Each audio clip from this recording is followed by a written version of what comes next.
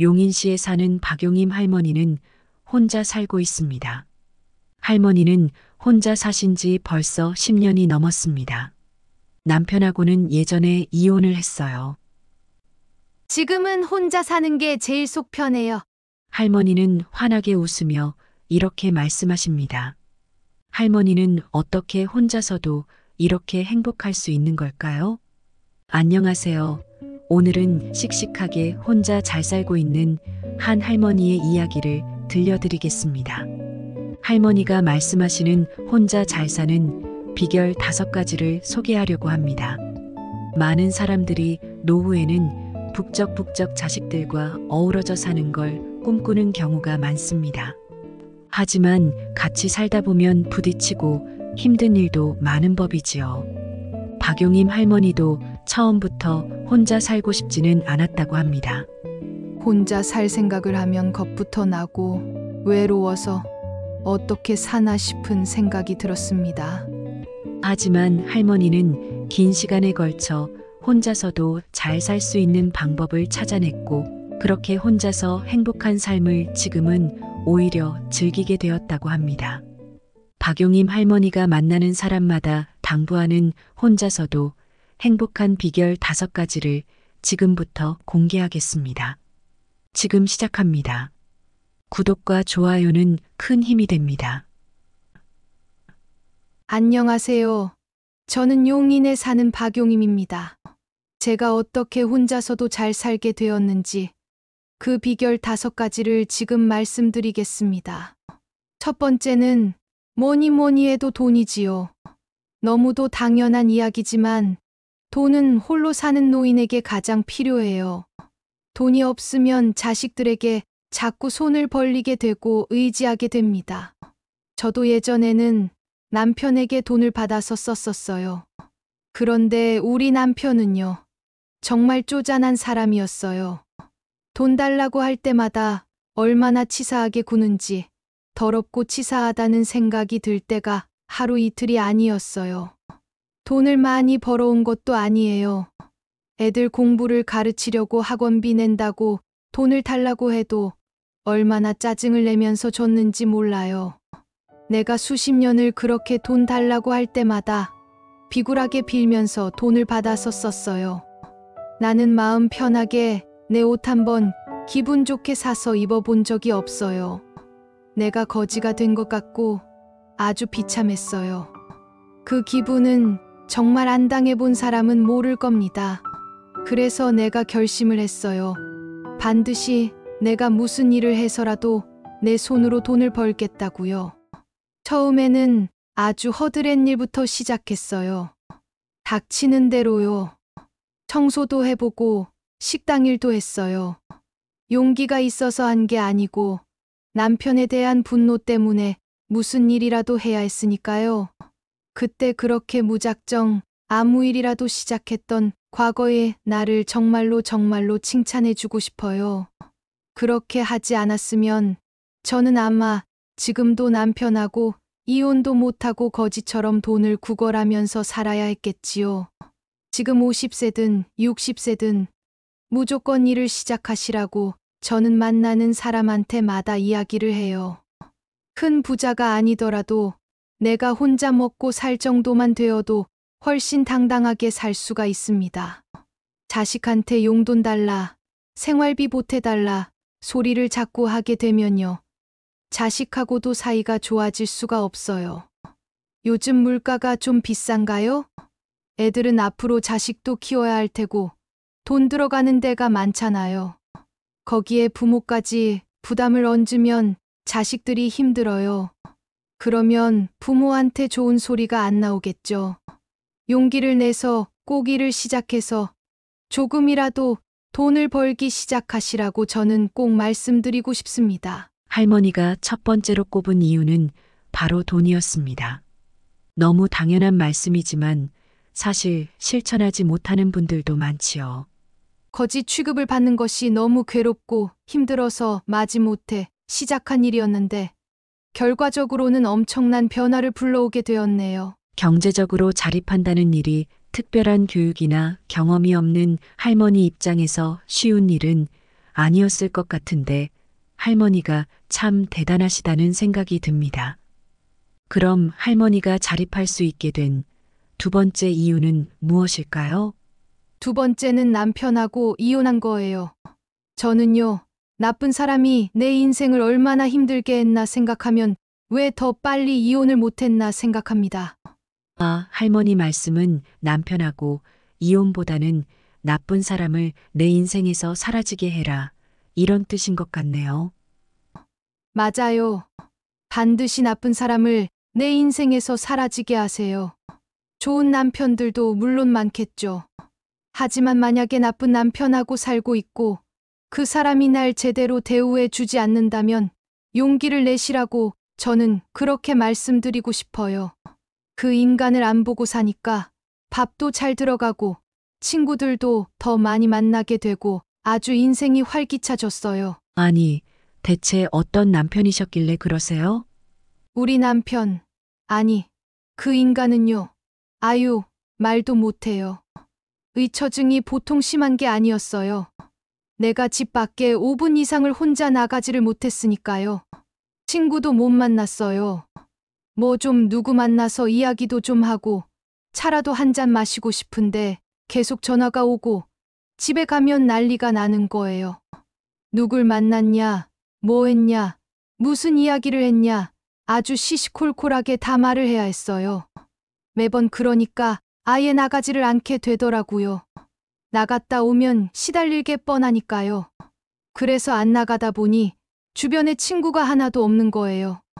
남편 말고는 만날 사람이 없으니까 남편하고 살았어도 더 외로웠어요. 남편이 잘해주지도 않았으니까요. 집에 있으면 맨날 저를 종년처럼 부려먹고 구박이나 했지. 사람처럼 대우해주지 않았어요. 그러니까 같이 있어도 너무 외롭고 또 외로웠어요. 뭘 같이 해주는 사람이 아니었거든요. 시키기만 하고 저를 동등한 배우자로 생각조차 안 했던 사람이에요. 지금은 왜 더 빨리 이혼할 생각을 못했나. 그게 후회가 됩니다. 그래서 지금 이혼을 하신 게 너무 잘한 결정이라고 생각하시는 거군요. 맞아요. 남편뿐이 아니에요. 나를 힘들고 못 살게 구는 사람이 있으면 그게 남편이든 자식이든 부모든 저는 반드시 벗어나라고 이야기해요. 제 주변에도 남편 때문에 힘들다. 자식 때문에 못 살겠다. 매일 만나면 그런 말 하는 사람들이 너무 많아요. 나이가 들면요. 내 몸 하나 건사하는 것도 쉽지 않아요. 그런데 주변에 그런 인간 하나라도 있어봐요. 그 스트레스는 말도 못합니다. 그것도 매일 봐야 하는 사람이 그런다면 상상 이상의 고통이에요. 그러니 꼭 그런 사람으로부터 벗어나도록 하는 게 편안한 말년을 위해 필수라고 저는 강조하고 또 하는 거예요. 그렇군요. 맞아요. 나이 드신 분들 뿐만 아니라 모든 사람들에게 해당이 되는 이야기인 것 같습니다. 사람 때문에 힘든 게 제일 힘든 일이죠. 나도 모르게 그런 사람들에게 익숙해져 있어서 벗어날 생각도 못하는 경우가 많은 것 같아요. 할머니는 정말 큰 결단을 내리셨고 행동에 옮기셔서 이렇게 자유를 얻으신 거네요. 사실 남편뿐이 아니에요. 제가 부끄러운 이야기를 하자면요. 제가 자식들을 좀 잘못 키웠어요. 제가 결혼하고 애를 가지려는데 애가 너무 안 생기는 거예요. 그래서 아들을 하나 입양했어요. 친자식이라고 생각하고 애지중지 키웠어요. 근데 얘가 7살이 됐을 때 아기가 생긴 거예요. 그래서 처음에는 너무 좋았죠. 그렇게 안 생기던 애가 이제 둘이나 생겼으니까요. 둘째도 아들로 태어나서 형제로 키우면서 너무 좋았어요. 그런데 큰애가 입양된 사실을 우연히 알게 되고 둘째도 그걸 알게 된 거예요. 저는 그때부터 큰애가 친아들 아닌 걸로 상처를 받을까봐 무조건 큰애 비위만 맞춰줬어요. 일부러 둘째는 예뻐하지도 않았지요. 그랬는데 큰애는 툭하면 친아들 아니라고 그러냐며 뭔 말만 하면 상처를 받고 둘째는 지가 친자식인데 형만 예뻐한다고 하는 거예요. 그래서 아주 둘이 철천지 원수처럼 되고 말았어요. 사실 저한테는 똑같은 자식들인데 제가 큰아이가 비뚤어질까봐 중심을 잘 못 잡았던 것 같아요. 다 제 잘못이지요. 입양 아들이 상처받을까봐 너무 애지중지하면서 버릇없이 키웠고, 둘째는 사랑을 너무 적게 줬어요.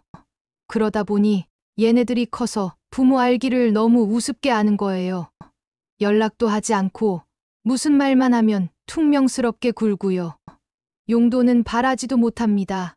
가족들이 다 모이기라도 하면 매번 다투기나 하니까 이제 가족 모임도 잘 하지 않아요. 서로 조금만 이해를 하면 싸울 일이 없을 텐데 아직까지도 만나기만 하면 죽자고 싸워요. 너무 속상해서 내가 아이들 만나서 그럴 때마다 웁니다. 그런 꼴을 매번 보자니 어느 순간 이런 자식들한테 내 노후를 기댈 수는 없겠구나, 그런 생각이 들었어요. 저는 남편도 남편이지만 애들 때문에라도 나 혼자 살아야겠다 결심을 할 수밖에 없었습니다. 참 부끄럽고 후회가 되지만 어쩌겠어요. 그때는 그게 최선인 줄로만 알았으니까요. 언젠가는 애들이 그래도 엄마가 많이 노력했다는 걸 알아주기만 바랍니다. 너무 속상하지만 어쩌겠어요. 지들도 부모가 되면 내 마음을 이해해 줄 거라고 믿고 기다리는 수밖에요. 예전에는 애들 원망도 많이 했어요. 어떻게 이렇게 노력한 엄마 마음을 하나도 몰라줄까 싶어서요. 하지만 내리사랑이라고 결국은 또 내가 이해하는 수밖에 없더라고요. 둘 다 애를 낳고 싶어 하는 것 같은데 아직 애가 없거든요. 연락을 안 하고 지내도 엄마 마음은 어쩔 수가 없네요. 빨리 애가 생겨서 아이들도 부모 마음을 알고 더 행복해지기만을 바랍니다. 그런 사연이 있으셨군요. 너무 힘드셨겠어요. 분명 두 아드님이 부모가 되면 혹은 시간이 더 흐르면 어머니 마음을 꼭 알아줄 거라고 생각합니다. 그때까지 꼭 건강하셔야겠어요. 그래도 지금 이렇게 잘 지내고 계시는 게 다행이네요. 그럼 세 번째 비결은 뭘까요? 방금 운동을 말씀하셨는데 세 번째가 바로 운동입니다. 제가 남편하고 헤어지기 전에 스트레스가 너무 심해서 건강이 아주 좋지 않았어요. 밖에 나가지를 않으니까 살도 많이 찌고 몸을 움직이지 않으니까 여기저기 안 아픈 데가 없었지요. 당뇨에 고혈압, 고지혈증, 골다공증 뭐 안 좋다는 건 다 있었어요. 그렇다 보니까 앞이 깜깜하더라고요. 평생을 남편과 자식 비위 맞추느라 내 인생은 제대로 살아보지도 못했는데 이렇게 아픈 몸으로 아무것도 못하고 죽는다고 생각하니까 갑자기 억울한 생각이 들었습니다. 그래서 이혼하고 나서 결심했어요. 운동을 하고 건강을 되찾아야겠다고 말이지요. 난 평생 남 좋은 일만 실컷 해주고 살았잖아요. 남편하고 자식들 삼시세끼 차려주고 날 위해서 뭘 해본 일이 없었어요. 노예처럼만 살았는데 나도 그동안 열심히 산 날 위해서 뭔가 해보자, 그런 생각을 했습니다. 처음에는 밖에 나가 걷고만 와도 너무 힘들었어요.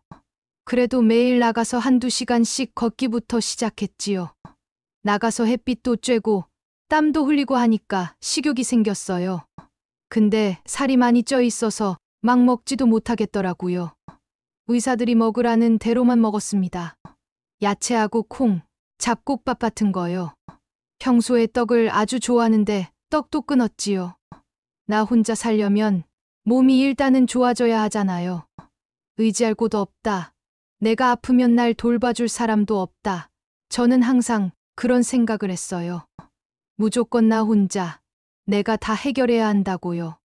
그렇게 생각하면요, 생각보다 사람이 강인해지는 것 같아요. 저도 그런 필사적인 마음으로 어떻게든 건강을 되찾으려고 노력했으니까요. 그렇게 몸에 좋은 걸로만 챙겨 먹고 매일 조금씩이라도 꾸준히 밖에 나가 걸었더니 조금씩 몸이 달라지는 게 느껴졌어요. 살도 빠지고 혈색도 좋아지고 한 1년 넘게 그렇게 하니까 당뇨도 없어졌습니다. 말도 못하게 기분이 좋았지요. 이런 나이에 이렇게 몸이 좋아질 줄은 상상도 못했어요. 지금은요, 헬스장에 가서 제가 몇십 킬로도 막 들어요. 몸에 근육까지 많이 생겼다니까요. 우리 몸은요, 나이 들어서 늙는 것보다요. 안 써서 늙는 거라고 합니다. 제가 겪어보니까 정말 맞는 말이에요. 몸은 자꾸 써야 더 튼튼해집니다. 지금 저를 보세요. 웬만한 젊은 사람만큼 쌩쌩하다니까요. 정말 대단하세요. 젊은 사람도 운동을 이렇게 꾸준히 하기는 쉽지 않은데요. 할머니께서는 참 성실하신 면이 있으시네요. 삶에 대해서도 아주 긍정적인 열정이 있으신 것 같고요. 정말 본받을 점이라고 생각이 드네요. 그러면 네 번째 비결로 넘어가 볼까요? 네 번째로 제가 꼽는 비결은요. 바로 친구 만들기예요. 혼자 살더라도요. 내 곁에 늘 친구는 두는 게 중요해요. 물론 그 친구가 나쁜 친구면 없는 게 낫겠지요.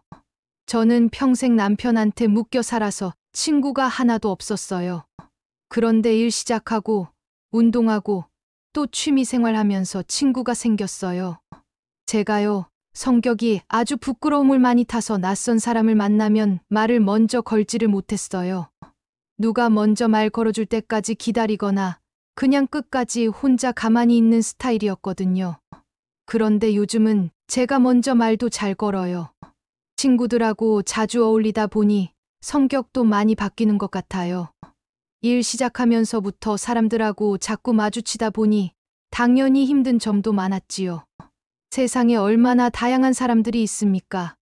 그 사람들이 다 내 마음 같지는 않지요. 그래도 가끔 한두 명씩은 나랑 마음 맞는 이들이 있더라고요. 그 사람들하고는 아주 돈독해지곤 했어요. 저는 너무 외롭게만 살아서 사실 사람이 너무 절실했거든요. 남편도 자식도 없이 나 혼자 살 자신은 없었어요. 그래서 마음 맞는 사람이 생기면 제가 먼저 다가가려고 아주 많이 노력을 했어요. 밥도 사주고 커피도 마시자고 하고 소소한 선물도 하고요. 그렇게 제가 노력을 하니까 상대방도 내 마음을 알고 잘 대해주고 그럽디다. 그렇게 노력으로 만든 친구들이 지금 꽤 되고 그 친구들 만날 때마다 너무 행복해요. 저는요, 좋은 사람 만나면 꼭 노력하라고 말해요. 가만히 있다고 해서 좋은 사람이 나한테 오는 게 아니거든요. 나도 분명히 노력을 해야 합니다. 내가 노력하는 만큼 상대방도 내 마음을 알아주니까요. 나이 들어 다 출신 성분도 다르고 사는 것도 달라서 마음 맞는 친구 사귀기가 사실 쉽지는 않아요. 그래도 한 명이라도 내 맘 알아주는 사람이 있다면 그 사람은 너무 소중한 사람 아니겠어요?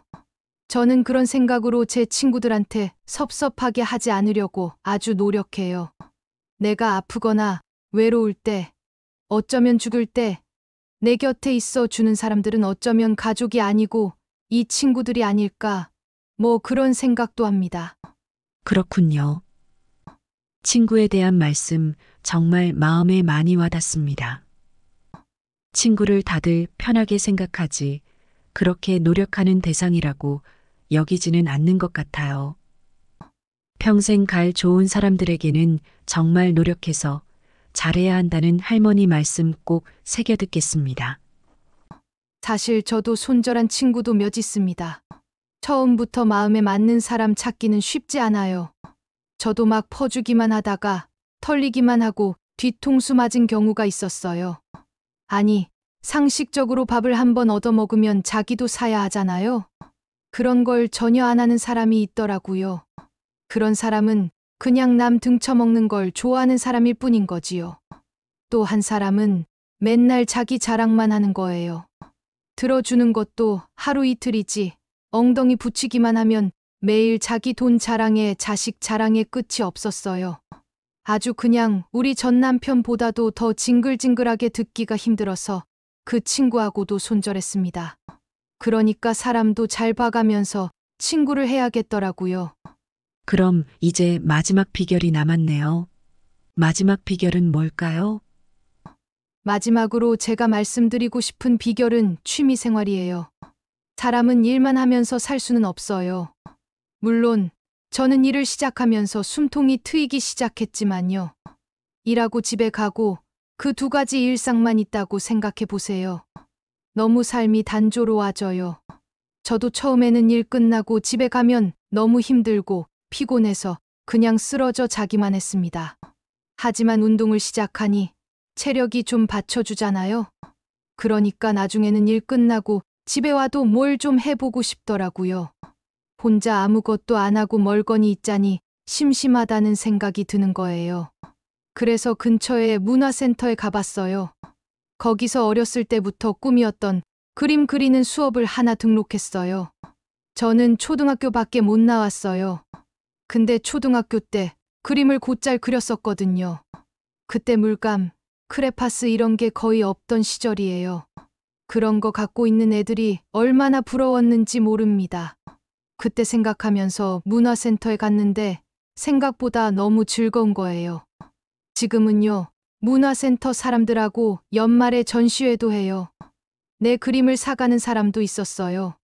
세상에 이런 일이 있을 줄 상상도 못했었지요. 내가 진작에 이런 걸 알았으면 더 행복해지지 않았을까. 그런 생각을 합니다. 제가 손재주가 있다고 문화센터 그림 선생님이 뭘 추천을 해주더라고요. 손글씨로 그림을 그리는 건데 그걸 팔 수 있대요. 그걸 해서 제가 용돈벌이도 하고 누군가가 저를 작가님이라고 불러주기도 해요. 작가님이라니 정말 낯이 간지러우면서도 너무 기분이 좋더라고요. 취미생활이 주는 일상의 기쁨은 상상 이상이에요. 제가 늘 남들보다 못하고 부족한 사람이라고 생각하며 살았거든요.